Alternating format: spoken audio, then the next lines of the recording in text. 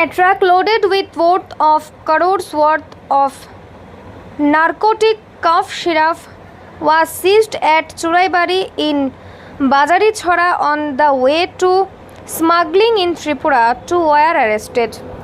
A six-wheeler loaded with narcotic cough syrup was cut at Churaibari in Bazari on its way to Tripura from Uttar Pradesh to Assam on National Highway 8.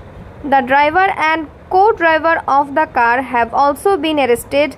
Pranab Mille, the new in charge, conducted a formal search of the lorry bearing number UP21DN1404 at Churaibari watch post with a team on Saturday night. 35,300 bottles of intoxication Gauran phosphate syrup in 353 cartons were recovered from hiding various materials, the market value of which could be 20 crore rupees. The car drivers and co-driver have also been arrested for their involvement in the incident. The name of the accused are respectively Mayank Sharma's father name is Rakesh Sharma, Vishal Mia's father is Haviv Mia.